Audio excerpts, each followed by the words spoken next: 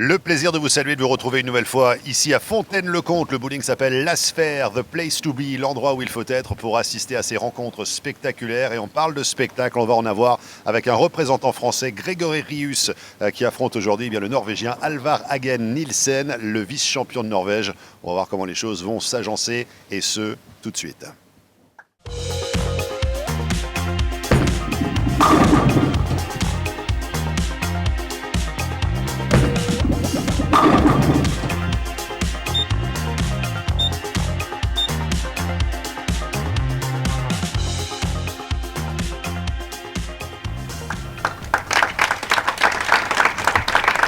Le plaisir de saluer et d'accueillir une nouvelle fois le premier joueur français à avoir évolué en PBA. Il est parti à la conquête de l'Ouest de l'Amérique du Nord, ancien membre de l'équipe de France, et Bruno Bidon. Bruno, bonjour. Bonjour Marc, merci d'être là avec nous. Ça va être un super match. Grégory Rius, c'est le dernier joueur français qui est en liste. Alors va-t-il créer la sensation? C'est ce qu'on va voir tout de suite. C'est vrai que c'est la dernière chance pour le camp tricolore. Vous avez raison de partir avec ça. Vous le surnommez le pitbull parce qu'il a ces caractéristiques de ténacité, de jusqu'au boutisme. Il ne lâche rien, Grégory. Ouais, c'est ça, il lâche jamais l'affaire, Grégory. Il joue à deux mains. Oh, strike! Quelle boîte il a envoyé là. Il est chaud, hein, ce français là. Alors c'est un joueur très technique. Et je vous dis, au niveau de la vitesse de boule, c'est quand même assez impressionnant. Il vient de jouer à 28 à l'heure. Chaud comme de la braise, Grégory. Ouais. Qui démarre sur les chapeaux de roue et qui va mettre la pression tout de suite sur les épaules du Norvégien. Par contre, Alvar Hagen Nielsen, il a l'avantage d'avoir déjà gagné 2 matchs sur ces pistes. C'est un avantage, effectivement. Il maîtrise le huilage, mais petite précision, vient de rehuiler, donc les pistes sont fraîches, sont à 0. Alors peut-être que le Français va en profiter, on va voir ça tout de suite. Il faut que le Norvégien réponde. Et la réplique du Norvégien du tac au tac est strike. Quel boule il a envoyé encore. C'est un match qui s'annonce de très très haut niveau. À suivre, Jaime González, le Colombien, et Martin Larsen, un des meilleurs joueurs d'Europe. Donc là, on est vraiment dans le trio de rêve. Les 3 derniers matchs annoncent vraiment d'un niveau exceptionnel, Marc. Alors, vous nous parliez de rêve. On vous a présenté, mesdames et messieurs, la flèche du strike il y a quelques instants avec Bruno. Nous sommes partis nous aventurer sur la piste. Et c'est vrai qu'on constate que les joueurs utilisent cette flèche comme un véritable repère au sol pour envoyer la boule. Ouais, j'ai parié 7 strikes. J'avais parié 7, je pense que vous êtes allé un petit peu en deçà, ouais, peut-être. C'est tellement bien parti. Ouais, c'est bien parti. Regardez, peut-être qu'il va passer sur la flèche 2. On va regarder. Là, on était tout à l'heure. Et c'est ça, flèche 2. Et non, une quille rebelle. La 10. On connaît bien, Marc, cette quille. La 10, c'est aussi une autoroute, mais ça, c'est une autre histoire. Qui est souvent embouteillée. Oh là, vous faites de l'anti-parisianisme de base. Ah, c'est vrai, quand je viens à Paris, j'ai du mal à sortir de Paris. Oh. Alors, Alvar, va-t-il avoir du mal à faire tomber cette quille 10? Exactement. Alvar Hagen Nielsen, qu'on a vu à plusieurs reprises dans vos programmes. L'an passé, il était présent aussi. Ouais, moi j'aime bien Alvar, c'est une technique très très propre. C'est très classe, j'espère. Il n'a que 21 ans. Alors Grégory, lui, c'est un joueur plus tonique. Il a une vitesse de boule un peu plus importante que Alvar. Et surtout, il engage tout son corps. C'est ce jeu à deux mains, Marc, que vous aimez bien d'ailleurs, vous m'avez dit hors antenne. C'est tellement atypique, je trouve ça assez fabuleux de voir le corps humain qui est capable de tout mettre en même temps pour simplement libérer cette boule. Et ce qu'on constate avec les joueurs qui pratiquent ce type de manœuvre, c'est que ça ne ressemble pas d'un joueur à l'autre, c'est complètement différent. C'est complètement différent. J'ai posé la question, je suis parti en éclaireur pour vous, Bruno, pour apporter les réponses aux questions qui comptent. Comment fait-on pour développer ce style? Est-ce que c'est quelque chose qu'on... strike pour Grégory, incroyable. Wow, quelle boule encore. Regardez cette vitesse. On n'est pas loin des 28-29 à l'heure. Je vais attendre le scoreur là-haut. C'est fort. Ah, il envoie fort la boule. En fait, c'est une technique qui s'apprend assez jeune, je pense, parce que si vous avez 35 ans, commencez à vous lâcher. Vous voulez dire qu'on est vieux à 35 ans? Non, mais c'est-à-dire au niveau souplesse, si vous voulez, il faut beaucoup de souplesse. Et il faut attaquer très très jeune, il faut attaquer à 12-13 ans, à commencer à jouer demain. Et là, Grégory maîtrise totalement cet art. Mais il faut aussi reconnaître qu'il a aussi une fluidité qui est différente de celle d'Alvar, mais c'est une souplesse de l'avant-bras, vous allez voir. Et surtout du poignet, parce qu'il y a vraiment beaucoup de souplesse au niveau du lâcher. Mais ça va très très vite, regardez. Hop, il a une lift très très bien avant. Oh, magnifique, et strike. Oh là là. 3 à la suite, une conversation qui se poursuit avec Grégory qui muscle son discours à chaque boule qu'il libère. Ouais, là, il m'impressionne Grégory, là, parce qu'il attaque d'entrée avec le triplé. Et alors justement, en parlant avec Héloïse Courtin et avec Gwendal Joliffe tout à l'heure, qui sont des artistes peintres également de cette libération de boules à deux mains, eux m'ont expliqué que c'était plutôt par émulation, finalement, on regardait des joueurs évoluer sur le circuit professionnel international et on essaye de faire, voilà, comme on ferait au tennis ou au foot, on essaie de faire les mêmes manœuvres et les mêmes mouvements que des joueurs qu'on affectionne. Le précurseur, c'est Jason Belmonte qui a lancé ça, l'Australien. Belle réplique d'Alva.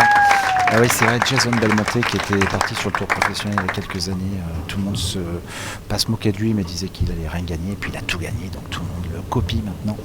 C'est un petit peu l'image du son auteur, vous vous souvenez, Fosbury, je crois, c'était son nom. Tout le monde disait que c'était impossible. Ouais, et il a lancé la technique et tout le monde l'a copié. C'est une technique qui marche et un jeu moderne, et ça attire aussi les jeunes. Alors ce qui est intéressant, c'est qu'on a une confrontation entre deux jeunes joueurs, un qui a un style classique, un qui a un style moderne. Pour le moment, avantage au style moderne, et Grégory, quand même un joueur assez impressionnant. Marc, vous avez ses stats. Exactement, qui joue depuis 12 ans déjà, avec une moyenne officielle qui tourne à 223. Il a fait un 300 au cours de sa carrière, médaillé d'or aux Jeux méditerranéens notamment. Superbe strike. Il répond bien, Alvar, il ne se laisse pas faire, c'est bien, il reste dans le coup. Et c'est vrai que Grégory est vraiment sur une phase ascendante. Il n'est pas encore sélectionné à l'équipe nationale, mais je pense qu'avec ce passage télé et la qualité de son jeu, il va bien finir par rentrer en équipe de France. Kenny Bio est plus là, il est bien en équipe de France, Kenny. Et les chances tricolores, c'est ça moindrisse au fur et à mesure des tours, malheureusement. C'est vrai qu'on avait plusieurs chances dans le top 10. Il y avait Anthony Trigodet qui avait un sacré numéro pendant plusieurs matchs. Il a fait le Trigodet Show, comme on disait. Ensuite, on a eu Héloïse Courtin qui est venue faire une apparition sur les pistes. Kenny Bio également pour un match. Maintenant, c'est Grégory qui tient le flambeau, le porte-étendard pour la nation tricolore. Et il le tient très très bien. Strike 4 à la suite, le handball. Ça y est, j'ai le jambon en stock, ne vous inquiétez pas, j'ai tout ce qu'il faut. Vous avez le jamon. Vous savez l'expression du handball, c'est vraiment le bout de jambon qu'on donnait à Pete Weber, le grand champion américain. Et c'était une histoire un peu sympa entre le commentateur d'une chaîne américaine et le joueur. Pete Weber que vous avez rencontré, bien sûr. Vous connaissez bien. Institution du bowling mondial, le bad boy du bowling. Moi je l'aimais bien, Pete, quand je jouais sur le tour, toujours très sympa. Alors, Walter Ray Williams Jr., vous l'avez rencontré aussi. Bien sûr, plusieurs reprises. Walter Ray, toujours, c'est votre ami. Toujours là, Walter. Alors attention, ça commence à sentir bon si quintuple. Oh là là là là. Oh, l'omnipotence, mais non. Il restera cette quille, cette numéro 10, sacré 10. La 10 est là, elle n'a pas bronché, on appelle ça en américain un solid 10. La boule est peut-être un peu trop rapide, il joue à 28-10 quand même. C'est très très rapide pour une boule de tac, une boule de strike. Alors c'est intéressant de voir également un début tonitruant comme ça pour Grégory Rius, parce que son adversaire Alvar Hagen Nielsen, lors du match précédent face à Kenny Bio, avait démarré comme ça avec 6 strikes d'affilée, ce qui met vraiment la pression sur l'adversaire tout de suite. La boule de sphère, et c'est la rigole. Alors là c'est très bizarre ce qui s'est passé. C'est pas normal d'ailleurs qu'il taille ce spare à ce niveau de jeu. Il s'est déconcentré là je pense. Et est-ce qu'Alvar va en profiter? Normalement c'est ce qu'il a à faire. Il faut tout de suite s'engouffrer dans la brèche. D'autant qu'il a un spare sur la deuxième frame aussi, qu'il va falloir qu'il répare quelque peu. Mais avec le trou de Grégory, ça va s'équilibrer. Le match est à nouveau totalement ouvert. Si on ne devait pas parler, on serait en train de se mordre les ongles, Bruno. Alors je vais vous laisser commenter tout seul, comme ça je vais me faire ma manicure. Alors va-t-il tripler? Allez, le braquet, le strike. Bien joué, parce que superbe. Il tient bien la pression du Norvégien. Et sur les pistes annexes, je regarde là-bas, on a les deux bons champions, Jaime González et Martin Larsen, qui sont en train de se préparer. Jaime, bueno. Buenos días, Bruno. Vous aimez bien l'appeler James aussi, James González. Mais il ne me répondait pas. C'est étonnant. Jaime, tout de suite, quand vous me l'avez dit. Hop. Il s'est retourné tout de suite. Tout de suite, Je me souviens, vous m'avez remercié des remerciements. Oui. Vous êtes très poli, Bruno. J'ai pas encore le bon accent espagnol. Mais si. Vous avez tellement de talent déjà. Merci. La possibilité de quadrupler, Marc. Ouais. Là aussi pour un handball. Un handball pour Alvaro Gaillet. Oh, ça va large. Oh, alors là, ça c'est rentré de manière très très très originale. Et là, c'est un split. Incroyable split. Alors ça.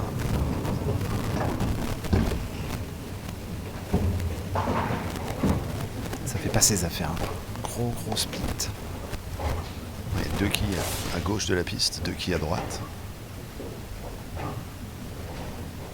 Alors, c'est va-t-il vraiment- le tenter? Il faut le tenter. Hein. Alors comment est-ce qu'on aborde justement les quilles lorsqu'elles sont dressées comme ça? Alors il faut jouer 2-4, les quilles qui sont à gauche.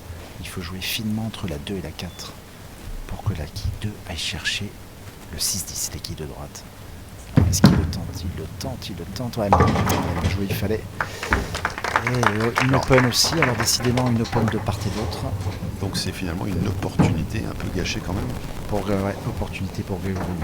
pour Alvar Hagen-Nielsen. Là, l'open, malheureusement, ça relance totalement le français. Hein. Pour le Norvégien, il n'a pas su capitaliser. Ça aurait été mieux de faire un quadruplé. Il s'en veut d'ailleurs. Après c'est le même principe en bourse, hein. Trouver les bons points d'entrée, c'est jamais facile. Flairer le bon coup, mais en profiter, mettre toutes vos économies là où il faut, au moment où il le faut, c'est autre chose. C'est autre chose. En tout cas, Grégory a l'occasion aussi de réparer ce qui s'est passé lors de la 5e frame. Et strike pour revenir et mettre tout le monde d'accord, Grégory Rius. Quel bout encore il a envoyé. On appelle ça une mine. Hein. Ça va très très vite. Et... de toute façon, là, au niveau où il est, Grégory, il fait souvent strike ou 9. Il vient de jouer à 31,89. C'est incroyable. On le voit bien sur le scoreur de droite, 31 km/h. C'est quand même très impressionnant. Alors, l'originalité de votre compétition, après il y a 18 matchs de qualification, ensuite vous avez un classement. Le top 16, évidemment, va être classé en fonction de la moyenne. Vous prenez le top 10 et vous faites des matchs pour remonter jusqu'à la première place. Exactement. Et ce qui fait que là, on a vraiment des matchs exceptionnels tout au long de ce tournoi. Ouais, c'est ça. En fait, les 10 derniers matchs et les 10 meilleurs du tour, donc on a des très très beaux matchs. Et là, plus on se rapproche de la tête du classement, plus c'est les meilleurs. Et on le voit, Marc, à l'image, hein, c'est vraiment... la qualité de jeu est là, les strikes s'enchaînent. Les strikes. Allez, je ne sais pas vous couper, mais du beau spectacle. je vais faire un strike, même si c'est un peu à retardement. Mieux vaut tard que jamais, me dit-on. Ça, c'est sûr. Allez, Alvar, faut répondre à son adversaire. Promis, le prochain, j'essaie de le faire vraiment au moment du strike. Ah, je vous laisse faire. Je pense que vous allez pouvoir le faire tout de suite sur croyez Alvar, ouais. Vous aviez annoncé 7 strikes. Aïe, aïe, aïe. Non, il n'y aura pas strike, il n'y aura pas de strike. Un seul set. Il a déjà 6 strikes, Grégory. Et de l'autre côté, on en est à 4. 6 à 4. Et net avantage à Grégory.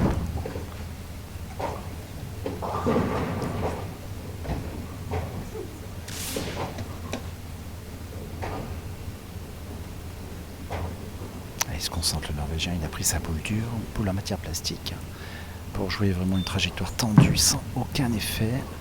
Et pas de problème, le nettoyage est réalisé.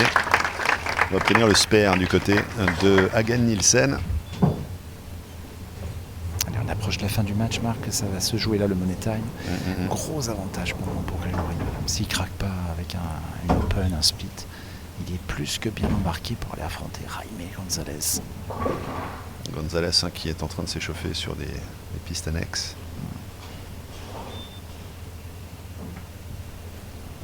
C'est toute l'Amérique du Sud, hein, qui viendra le soutenir tout à l'heure. D'ailleurs, il part au championnat du monde la semaine prochaine à Kuwait City. Il va rejoindre beaucoup de pays. Hein. Il y a plus de 20 nations qui vont faire ces championnats du monde. Strike. Bien joué, Marc.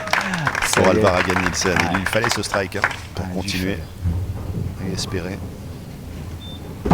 Mais il est loin malheureusement quand même pour lui, puisque 142 à la 7, on est déjà potentiellement, hein, j'ai envie de vous dire, à 167, puisqu'il va avoir peut-être un triplé. Il est déjà à plus de quasiment 30 kills.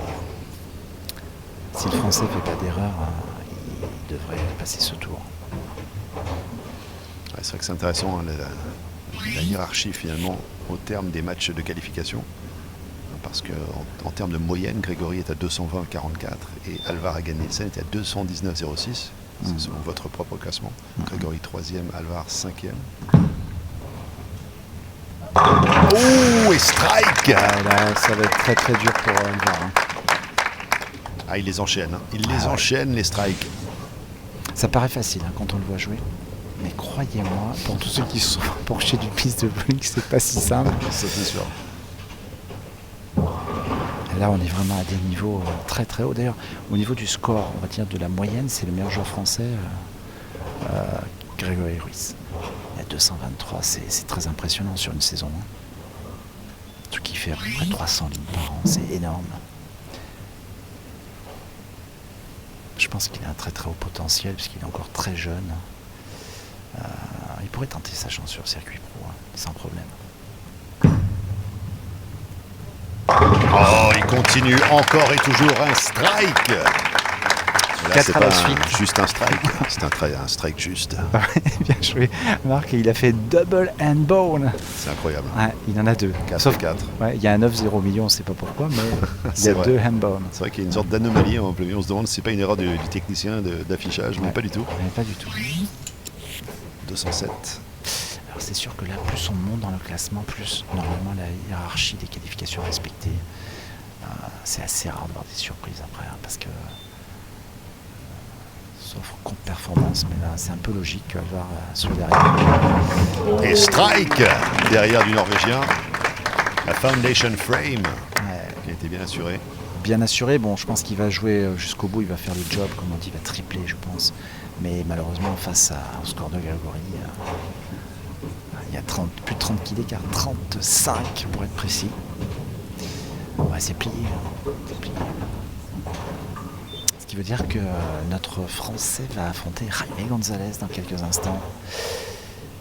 Et là, les pronostics sont assez compliqués à faire parce que tout va dépendre de l'entame de match des deux joueurs.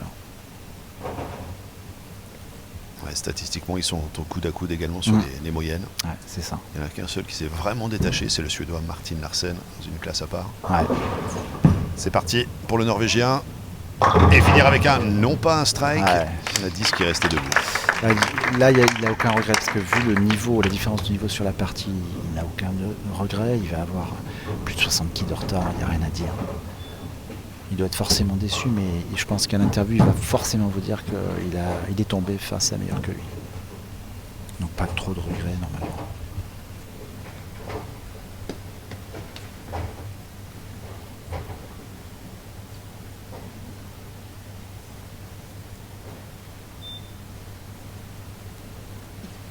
Alors un spert, normalement très facile.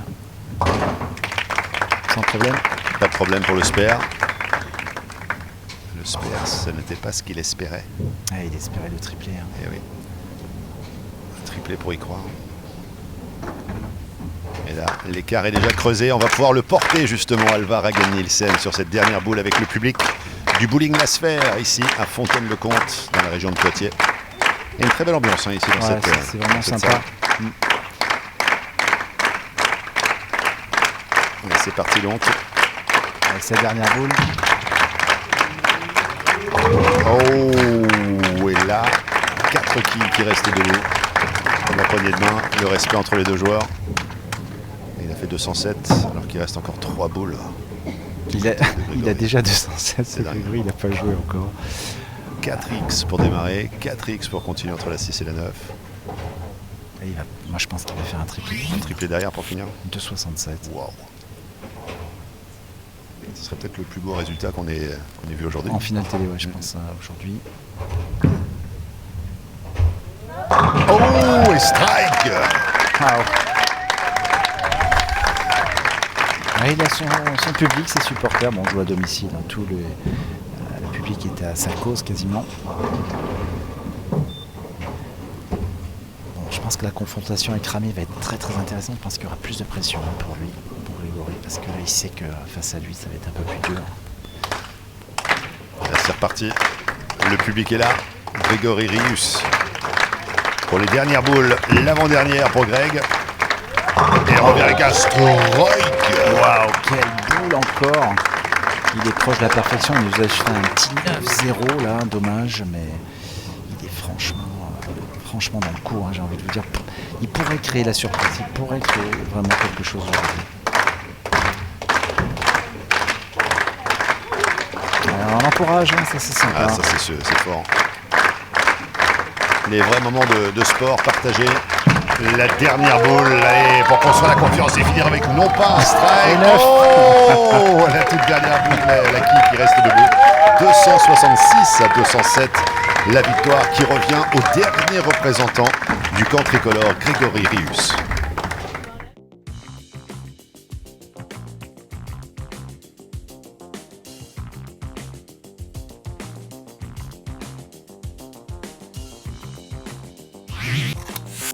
Les stats de ce match, Monsieur Strike, c'est Grégory Rius qui réalise 10 strikes sur 12 possibles face à 6 pour Alvar Hagen Nielsen. Le Norvégien ferme 3 spares, 2 open de part et d'autre. Victoire nette et sans appel du Français, 266 à 207.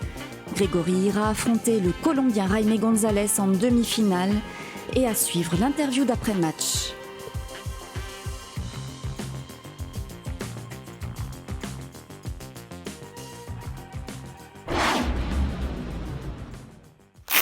Aux côtés donc de Alvar, le Norvégien vice-champion de Norvège, lui qui en a terminé donc avec cette aventure pour l'édition 2023 de la Master Series. Alvar, that was an interesting match, the one up against Grégory Rius of France. Give us your take on what just happened here.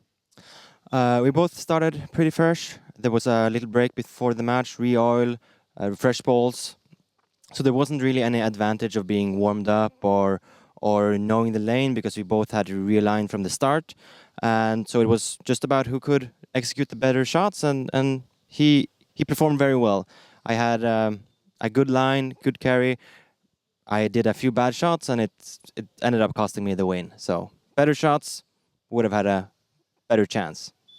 Alvar nous dit effectivement c'était intéressant parce que les matchs précédents, il n'y avait pas eu de nouvel huilage, ce qui était le cas. On a eu une pause tout d'abord, nouvel huilage, et donc on est arrivés tous deux avec Grégory dans une situation finalement assez idéale. Il a eu des meilleures opportunités que moi, il a mieux performé que moi. Si j'avais pu réaliser des coups plus impressionnants, forcément l'issue n'aurait pas été la même. Chapeau et bravo à Grégory pour sa performance.